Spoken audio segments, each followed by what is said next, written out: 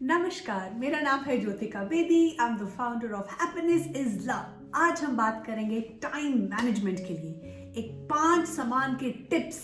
आप छात्रों के लिए भी, प्रोफेशनल्स के लिए भी, पेरेंट्स के लिए भी, जो कुछ मैंने सीखे हैं मैं आपको शेयर करना चाहूंगी ताकि हम साथ साथ आगे बढ़ें और आगे वाली पीढ़ी को और भी खुशहाल बनाएं और टाइम मैनेजमेंट स्किल्स सिखाएं। और जब तक हम नहीं सीखेंगे हम अपने बच्चों को कैसे सिखा सकते हैं। तो आइए हम सीखेंगे 5 आसान टिप्स स्टूडेंट्स के लिए भी और हमारे लिए भी कि हम अपना टाइम कैसे अच्छी तरह मैनेज करें। टाइम मैनेजमेंट ऑफिस जाने वाले किसी व्यक्ति के लिए जितना जरूरी है उतना ही पढ़ाई करने वाले छात्र के लिए ये बहुत अहम भूमिका निभाता है। मैं अपने 3 बच्चों को सबसे पहली चीज ये सिखाती हूँ कि आप किसी और को तब तक नहीं मैनेज कर सकते जब तक आप अपने आप को और अपना टाइम अच्छी तरह मैनेज नहीं करते। इसको हमें सीखना पड़ेगा क्योंकि हमें कोई सिखाता नहीं है। Because all management starts from self. अपने काम को निर्धारित समय पे करके समय का सदुपयोग करना ही टाइम मैनेजमेंट कहलाता है। सदुपयोग माने आप उसकी इंपॉर्टेंस तभी समझ पाएंगे, आप उसको अच्छी तरह, अपने काम को तभी अच्छी तरह कर पाएंगे जब आप टाइम मैनेजमेंट स्किल्स को प्रैक्टिस करेंगे। पढ़ाई कर रहे छात्रों के लिए इससे निपटना बहुत जरूरी है क्योंकि उन्हें अक्सर ये समझ में नहीं आता है कि कब पढ़ाई करें और कब दूसरा काम करें। मेरा 18 साल का बेटा है और अभी तक उसको कभी कभी मुश्किल होती है कि इतना कुछ है करने को, लेकिन मुझे समझ नहीं आता है कि मैं किस चीज़ को प्रायोरिटाइज करूं, अपने टाइम को कैसे मैनेज करूं। बच्चे प्रोक्रेस्टिनेट भी करते हैं कि चलो अभी बहुत टाइम है, हम काम बाद में कर लेंगे। लेकिन जितनी जल्दी हम ये सीखें, जितनी जल्दी हम ये खुद अमल करें, उतनी ही जल्दी हम अपने बच्चों को ये सीख दे सकते हैं।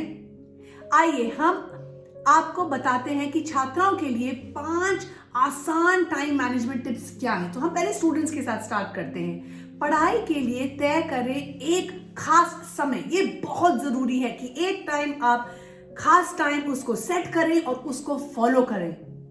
जिस तरह से स्कूल में कुछ घंटों तक सिर्फ पढ़ाई होती है, ठीक उसी तरह घर पर भी पढ़ाई करने के लिए एक खास समय तय करना बहुत जरूरी है। और ये माँ बाप के लिए बहुत जरूरी है कि वो बच्चे के साथ बैठे और समझे कि दिन में कौन सा टाइम बेस्ट होगा जहां बच्चा बैठ के पढ़ाई करे।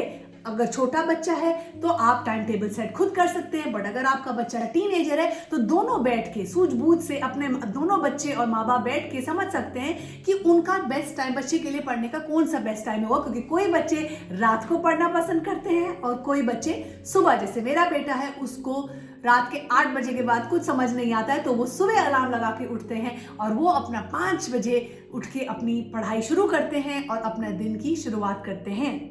दिन में रुक रुक कर कई बार पढ़ाई करने से वो थक जाते हैं, तो इसीलिए बहुत जरूरी है कि ऐसा टाइम टेबल बनाएं जिसमें आप ब्रेक्स भी लें। ये नहीं कि पूरा दिन बैठे किताब लेके खोलते रहे और पढ़ते रहे। एक ऐसा टाइम टेबल बनाएं जहां पर जो भी आपका पावर आवर है, अगर वो सुबह है तो सुबह वो चीजें करें जो सबसे आपको कठिन लगती हैं और बीच में ब्रेक्स जरूर लें। इससे आपका फोकस भी बढ़ता है। और पढ़ाई के लिए एक विशेष समय तय कर लीजिए और उसी समय सारी बाकी डिस्ट्रैक्शंस को दूर कर दीजिए। बाकी डिस्ट्रैक्शंस आपको छोड़नी पड़ेगी ताकि आप सिर्फ अपनी पढ़ाई पर ध्यान दें। पढ़ाई के लिए एक विशेष स्थान बनाएं। जैसे ये मेरा काम का वर्क स्टेशन है, यहाँ मैं बैठ के अपनी वीडियोस बनाती हूँ, अपने सेशंस करती हूँ, किताबें पढ़ती हूँ। तो ये एक अच्छी जगह है, एक विशेष स्थान है जो मैंने अपने लिए अपने घर पे बनाया है और अपने 3 बच्चों के लिए भी, ताकि जब वो बैठे उनको ये सिग्नल मिले कि ये पढ़ाई का टाइम है, कोई डिस्ट्रैक्शन का टाइम नहीं है, आसपास कोई डिवाइस नहीं होती है, बस वो और उनकी किताबें और उनका पढ़ाई का टाइम। पढ़ाई के लिए खास समय निकालने के बाद एक विशेष जगह को, एक स्थान को बनाना बहुत ही जरूरी है। हर जगह पर बैठकर पढ़ाई नहीं हो सकती, हम सबको पता है। आजकल बच्चे खाना भी बिस्तरों में खाते हैं, पढ़ाई भी लेट के करते हैं, अपनी क्लासेस ऑनलाइन करते हैं। मैं समझती हूँ ये हम सबके घरों में हो रहा है, लेकिन सही तरीका क्या है? हमें सीखना है वो सही तरीका जो हमारे बच्चों के लिए सही है। स्कूल में भी लाइब्रेरी एक ऐसी जगह है जहां पर आप शांति से बैठकर कोई भी विशेष सब्जेक्ट के बारे में ध्यान देकर उसकी पढ़ाई कर सकते हैं। ठीक इसी तरह घर में भी कोई शांत ऐसी जगह जहां पर आपको शांति है, आसपास कोई नॉइज नहीं है। शांति बहुत जरूरी है आपकी कंसंट्रेशन के लिए, आपकी फोकस के लिए। जहां पर आप बैठे वहां पर आप पूरा ध्यान दे सके तो वो ही स्थान चूज करें। साप्ताहिक समीक्षा माने रिव्यू, ये बहुत जरूरी है। हम चाहते हैं कि हमारे बच्चे अगर एक हेल्थी स्टडी हैबिट्स को फॉलो करें, उसके लिए बहुत जरूरी है कि वो वीकली अपना प्रोग्रेस मैप करें, अपना रिव्यू करें। अब जब तक आप अपना काम रिव्यू नहीं करोगे आपको कुछ याद नहीं रहेगा। साप्ताहिक समीक्षा समय और दूसरी परिस्थितियों के साथ बदलना भी एक महत्वपूर्ण रणनीति है। ये एक बहुत इंपॉर्टेंट स्ट्रैटेजी है।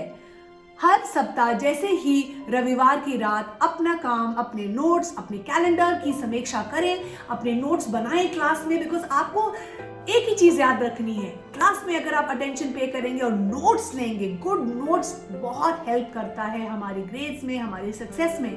आप ध्यान में रखें जैसे जैसे आपका समय सीमा और परीक्षा पास आए, आप हमेशा साप्ताहिक दिनचर्या उसको के अनुसार अपना काम करें। अगर आप वीकली प्रोग्रेस मैप करेंगे, रिव्यू करेंगे और नोट्स लेंगे, आपको लास्ट मिनट एग्जाम स्ट्रेस नहीं होगा। इसकी मैं आपको गारंटी दे सकती हूँ। इसलिए मैंने अपने बच्चों को यही सिखाया है, क्लास में पे अटेंशन करिए, नोट्स बनाएं, जब भी कोई काम करें उसको ध्यान से करें, अपना टाइम टेबल अपने हिसाब से बनाएं, बट उसको फॉलो करें। कठिन विषय से करें शुरुआत। जैसे मैंने कहा बहुत जरूरी है। जैसे मेरे बेटे को मैथ्स बहुत मुश्किल लगता है, तो वो जो सुबह उठते हैं, अपना टाइम टेबल उन्होंने बनाया है, जो जो उनको सब्जेक्ट्स मुश्किल लगते हैं वो सुबह पढ़ते हैं। अक्सर छात्र सामान्य विषय से अपनी पढ़ाई शुरू करते हैं और कठिन विषय को टालते रहते हैं, लेकिन ये गलत है। अगर आप टफ चीजों को टालेंगे तो आपका स्ट्रेस बढ़ेगा, आपका तनाव बढ़ेगा। कठिन विषय के साथ ही शुरुआत करें और अपना फिर आगे दिन उसी तरह से बढ़ाएं। जब छात्र पढ़ने बैठते हैं तो उन्हें शुरुआत में एक अलग ऊर्जा होती है और समय कम होते होते एनर्जी भी कम होने लगती है। ऐसे में कठिन विषय को पहले पढ़ें और उनके नोट्स बनाएं ताकि आपकी पढ़ाई आसान हो जाए। आखिरी में ये बहुत ही इजी है, खाली समय का करें सदुपयोग। ये बहुत जरूरी है। कभी कभी पढ़ाई के बाद भी कुछ समय खाली रखना बहुत जरूरी है। ये हमारे माइंड के लिए बहुत जरूरी है। जब मेरा बेटा बहुत ज्यादा उसको स्ट्रेस होता है तो मैं कहती हूँ ब्रेक्स ले, बाहर जाएं, नेचर वॉक करें, आपका माइंड रिवायर होगा, रीप्रोग्राम होगा। कोई अच्छा म्यूजिक सुने। अगर आपको खाना बनाने का शौक है तो छोटी सी ब्रेक ले, कोई अपना मनपसंद खाने की चीज बनाए। जंपिंग जैक्स करें, ये बहुत इंपॉर्टेंट है। जब मुझे कभी तनाव फील होता है और माइंड में बहुत ज्यादा स्ट्रेस आ जाता है, मैं अपनी बॉडी को मूव करती हूँ और धीरे धीरे एंजाइटी दूर होने लगती है, चिंता दूर होने लगती है। क्योंकि ये बहुत जरूरी है कि हम जो भी फील करें उसको हम एक्सेप्ट करें, उसको मैनेज करें और एक्शन लें ताकि हम उसको अच्छी तरह से रिलीज कर सके और उसको डील कर सके। कुछ ऐसा समय भी होता है जिसमें छात्र बोर हो जाते हैं। बहुत सारे बच्चे कहते हैं हम बोर हो रहे हैं। मुझे लगता है बोरियत एक बहुत इंपॉर्टेंट चीज है जो आपकी क्रिएटिविटी को स्पार्क करती है। जब मेरे बच्चे कहते हैं बोर हो रहे हैं, मैं कहती हूँ वाह, ये टाइम है क्रिएटिव होने का। तो सोचिए वो इनोवेटिव चीजें जो आप कर सकते हैं ताकि आपको बोरियत ना महसूस हो। ऐसे में उन्हें पढ़ाई से जुड़े कुछ काम, आप उनको कुछ काम कह सकते हैं कि अगर आपको कोई प्रोजेक्ट है जिसमें आपको बहुत पसंद है या बोर हो रहे हैं, उस प्रोजेक्ट में ध्यान देके कोई क्रिएटिव चीज करिए ताकि उनको लगे कि हाँ हमारी पढ़ाई इंटरेस्टिंग है और फन है। अगर लर्निंग में फन ना हो, मस्ती ना हो, तो वो लर्निंग ही क्या हुई। मेक श्योर कि जो जो आपके बच्चों का स्कूल के प्रोजेक्ट है और होमवर्क है उसकी वो तैयारी टाइम पे रखें। बिकॉज जैसे मैंने कहा है, टाइम मैनेजमेंट शुरू होता है हमसे। जब तक हम अपना टाइम मैनेज नहीं ठीक कर पाएंगे, हम अपने बच्चों को नहीं सिखा सकते। ऐसे करने से समय की बड़ी बचत होती है, आपकी एनर्जी की बचत होती है, आप वो प्रोडक्टिव होते हैं, आप हैप्पी रहते हैं, आपका तनाव बहुत कम हो जाता है और आपकी क्रिएटिविटी भी बढ़ती है। मुझे उम्मीद है आपको इस वीडियो से कुछ ना कुछ सीख मिली होगी। बहुत बहुत बहुत धन्यवाद। आप सबका प्यार, आप लोगों की ब्लेसिंग्स।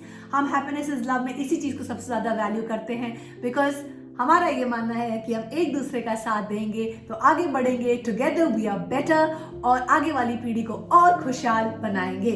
अपना टाइम अच्छी तरह मैनेज करें ताकि आप अपनी पूरी फैमिली और अपने बच्चों के साथ भी टाइम बिता सकते हैं, हैप्पी टाइम बिता सकते हैं, फैमिली टाइम बिता सकते हैं। और जब तक आप खुद टाइम मैनेजमेंट स्किल्स नहीं सीखेंगे, आपके लिए मुश्किल होगा अपने बच्चों को सिखाना, बिकॉज पेरेंटिंग की शुरुआत होती है आपसे। और अगर आप प्रोफेशनल हैं और एक लीडर हैं तो ये भी शुरुआत होती है आपसे। धन्यवाद।